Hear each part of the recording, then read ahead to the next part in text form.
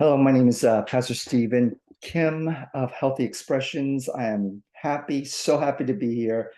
I'm hoping and praying that the people who are watching this show is they're really getting, a lot out of it, and that not only you're gaining all this information, but also that you're using this information and applying it so that it can make a difference to make your relationship marriage healthier. And so, I've been doing this for the last number of weeks, continuing to do this. This is I guess, a show that it's on a trial basis, kind of, and just seeing how it goes. But who knows? You know, Jokingly, back in my head, I'm thinking maybe I can be bigger than Dr. Phil, right? I don't know when Oprah Winfrey. I don't think I'll ever get on her show.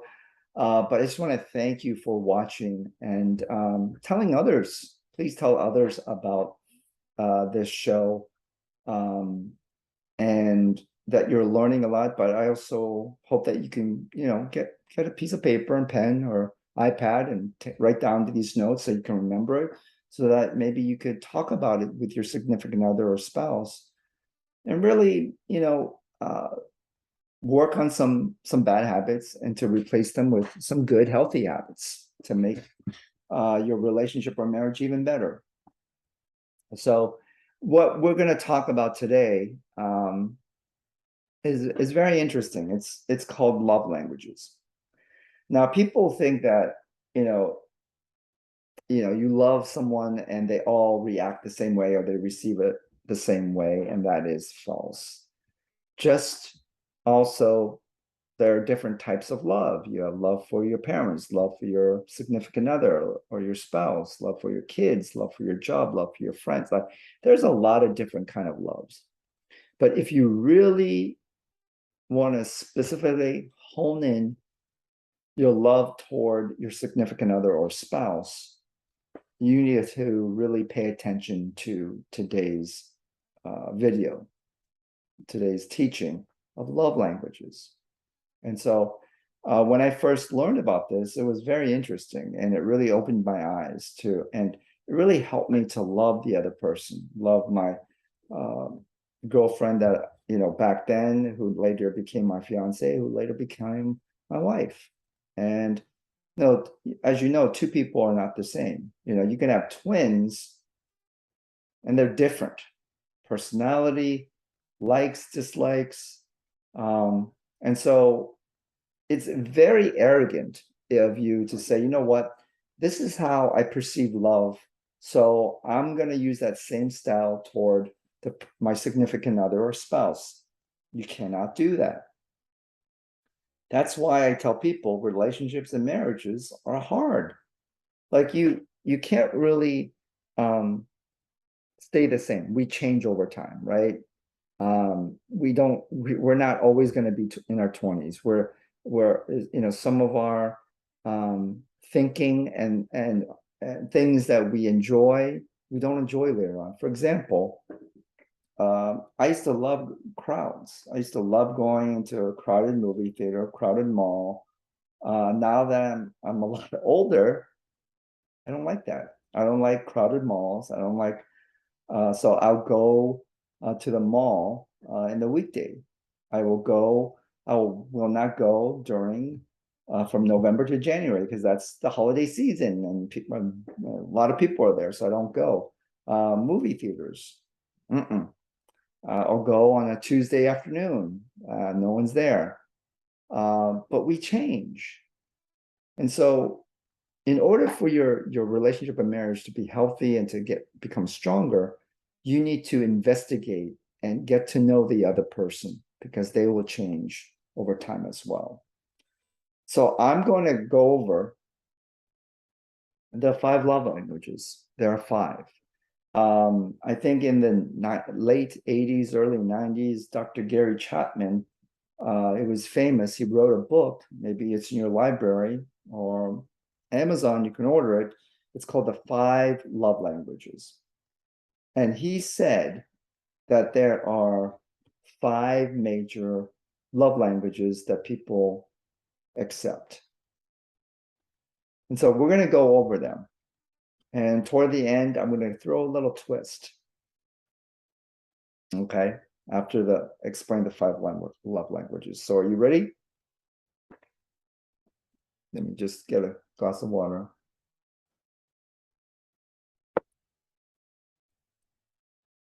So number 1,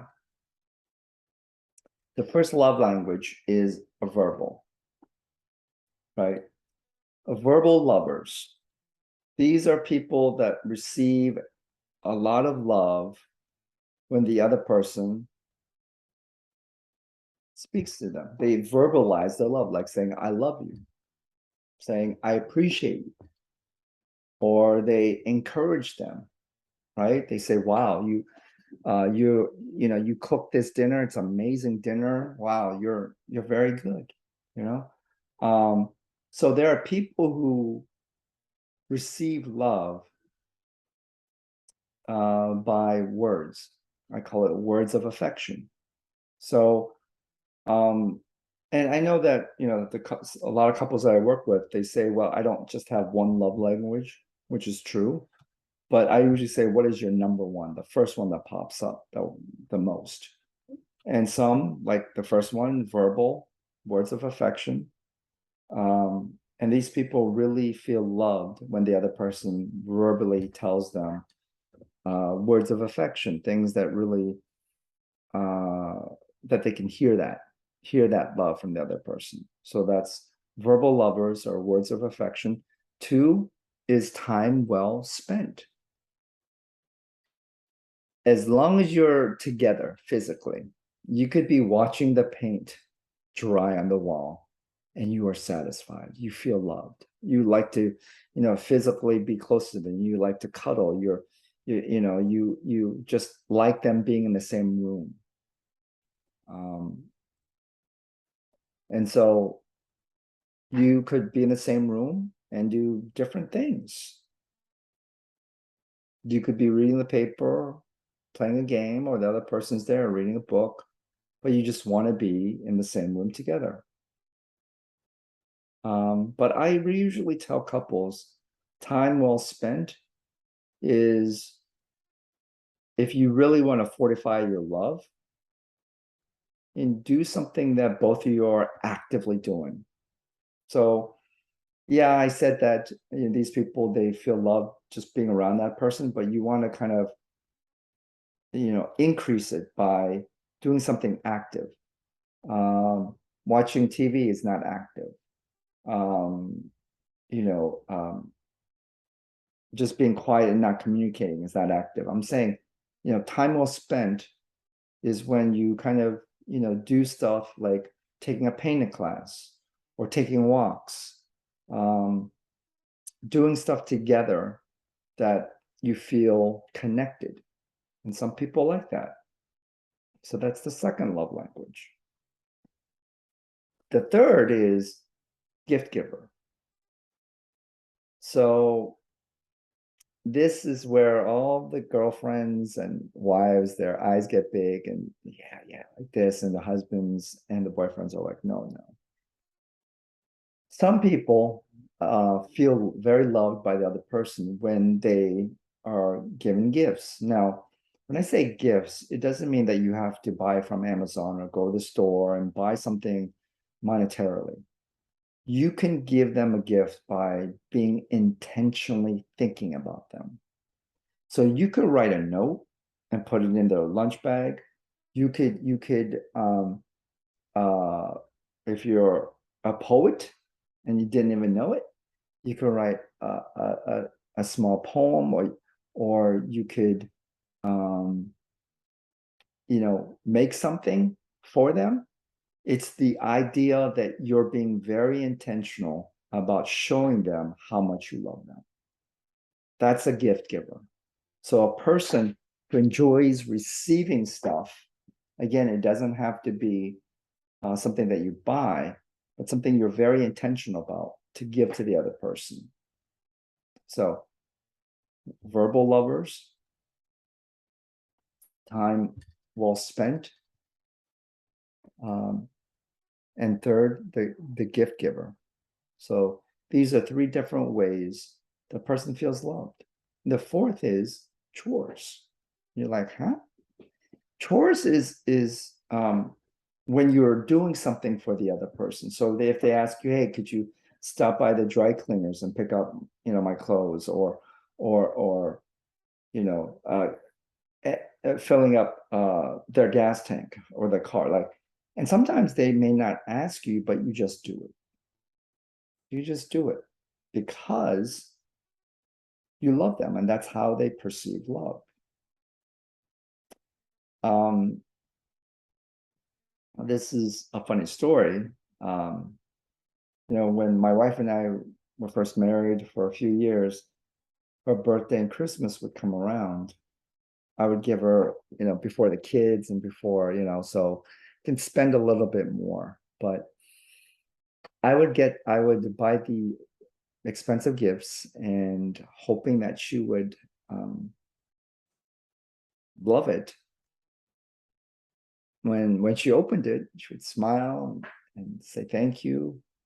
But the next thing that came out was, where's the receipt? And in the beginning, I thought it was a little annoying, but then, later on, I would get very angry. See, I thought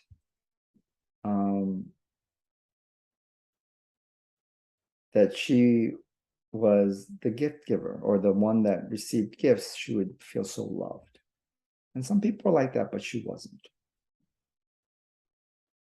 It took me some time to really find out her love language is number 4, chores. It's chores. She is a teacher, and she, wakes up early to go to the gym. And then from the gym, she goes to school. And, one winter, it snowed, light snow. And while she, went to the bathroom to brush her teeth and wash up and get ready, I snuck out, went to her car. I started her car, warmed up her car, and wiped the snow off the car. And then I snuck back in the house and went back into bed. So, she probably went out, saw the car running, snow wiped off her car, nice warm, on the inside. And she really appreciated that. And she appreciated that because later that night, got lucky, right? You smile and laugh, but because I knew what her love language is, and I did it, she felt loved. And so she wanted to reciprocate that love back to me. So really do your work as a detective to find out what the other person's love language is. Are they words of affection? Do they feel loved by words? Are they just want to spend some quality time with you? And that's how they feel loved. Are they a gift giver or gift receiver, that they feel loved by getting gifts and receiving gifts and giving gifts? Or are they for chores? When you do things for them, do they feel loved most by that way? So those are 4. The last one is physical affection or physical touch. Now, the husbands are like smiling right now, and the boyfriends.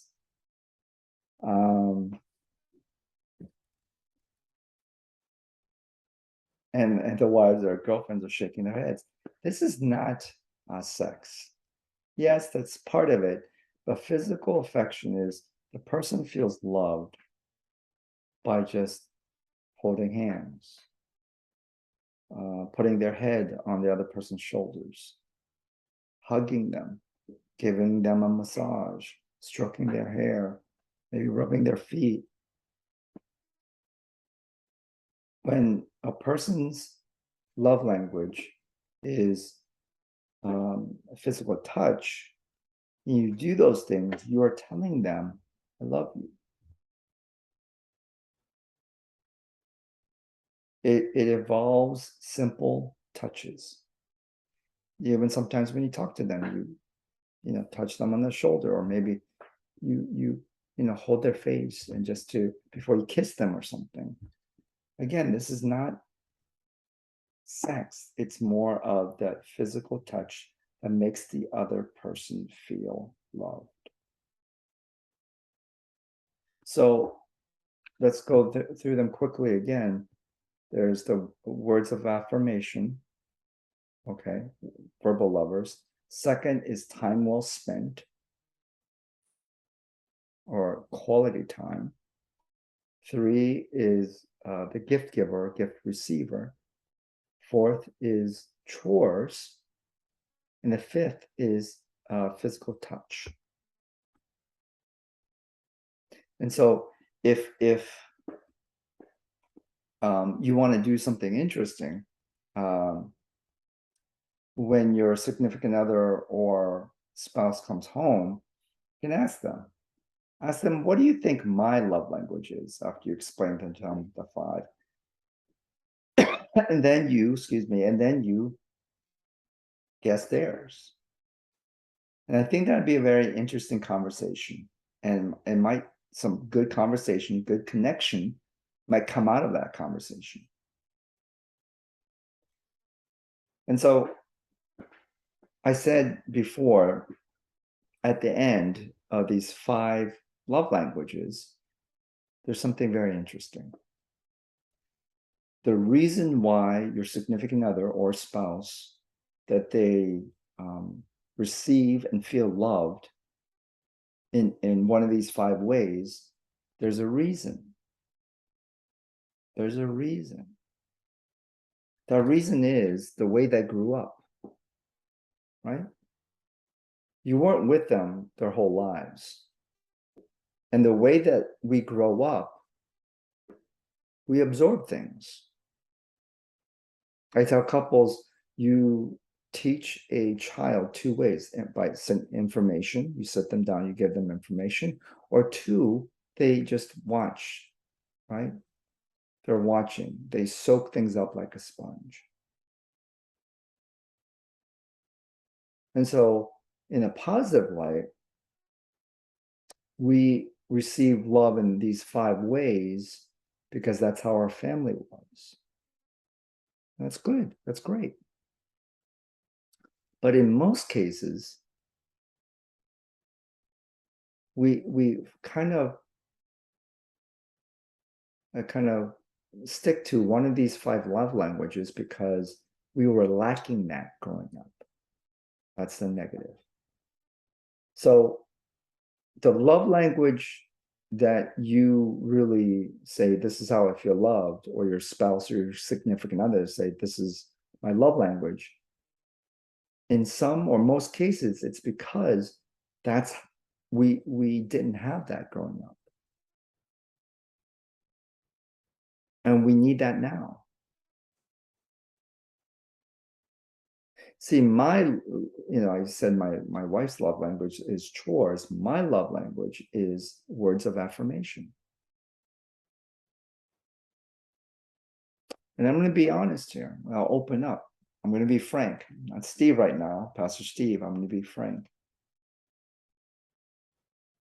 Growing up in an immigrant household, there was not a lot of affirmation, words of affirmation, because both my parents, growing up in South Korea, did not receive affirmation from their families, right? And so it's very hard for them. And so, when I was younger, why couldn't my parents be like my parents' friends? Very affirming, very loving, using their words. But I understand they didn't receive it themselves. Like, how can you give something that you don't have? Right? So my love language is words of affirmation.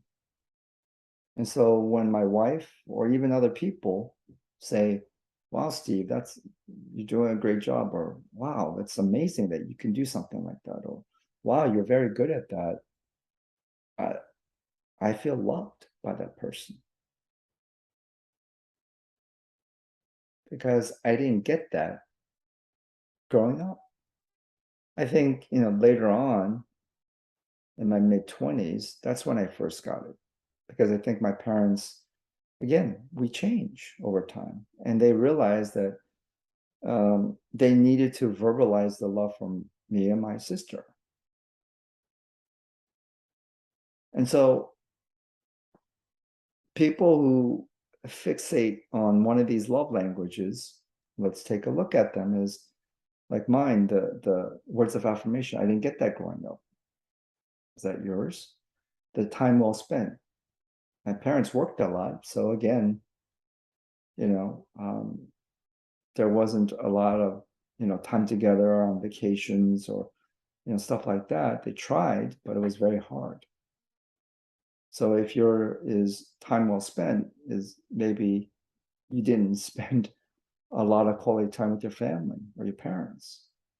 The gift giver, maybe growing up, your family didn't have a lot of money.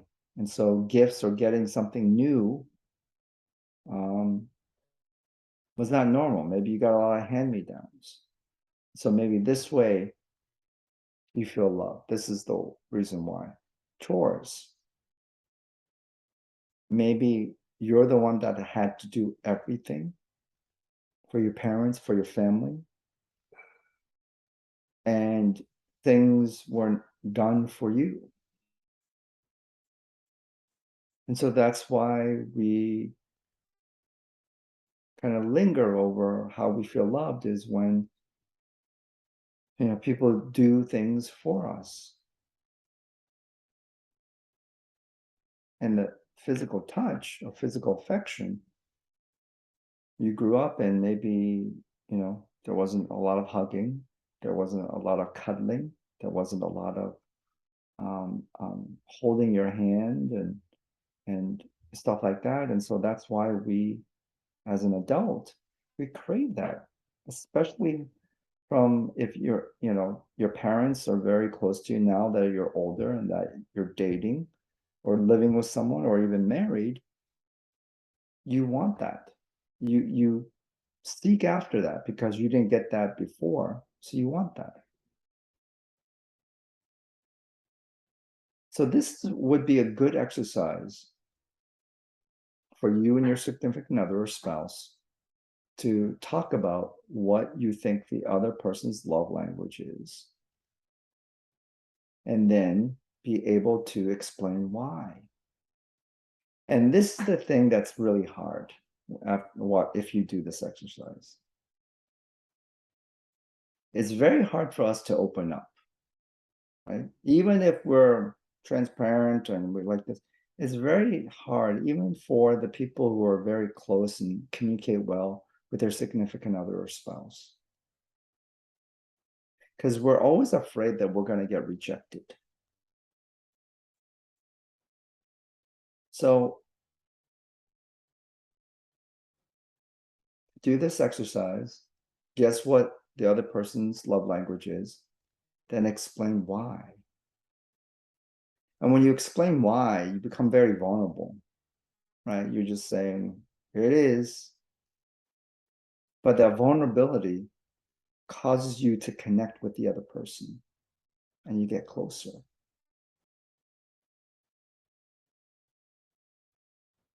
And that's how you create a healthy relationship or marriage. So I want you to do this exercise and, hopefully it'll take 30 minutes, 45 minutes, maybe an hour. But this would be a good time to really connect with the other person. That's what you want, right? And I know that some people, they make excuses. They say my career or my kids and things, and I have these responsibilities, but your relationship and marriage is and should be one of the top priorities. If you have kids, this is something that you need to hear. Love your kids, give them everything you can, give them a good start, love them, all of this, but they won't be living with you for, after 18 or some years. They will go. They cannot be the glue to your relationship or marriage. So I want you to really start investing in the other person, really opening up, really communicating, really getting closer and establishing a healthy relationship or marriage. And if you're saying, well, we never had that and all this, well, it's never too late to start, right? It's a lot of work. There's a lot of things that you have to go through together. There'll be tears. There'll be a lot of things that are uncomfortable, but that's how you grow. You can't magically, like some of these shows like The Bachelor, Bachelorette, it doesn't happen naturally or easily. It takes a lot of hard work and it takes time. And that's why, I started Healthy Expressions to help relationships. I'm a marriage relationship coach, counselor. My joy is to help a couple have a healthy relationship or marriage, get closer, remove some bad habits and replace them with good, healthy habits in order to have a long-lasting, committed, healthy relationship or marriage. So please, at the end, there is my website. Take a look at it. It has all my information. There's also a free webinar. I think it's called 10 Healthy Habits for a Healthy Relationship. Watch it. It's free. It might help you. Hopefully it'll help you. But if you need further help, please reach out to me. It has my number. It has my email. And so I hope you enjoyed today and that this will be an interesting time for you and your significant other or spouse. Learn about your love languages, talk about it, and really get closer. So you have a good day, a good week, and I will see you again next week. So have a good one. Bye.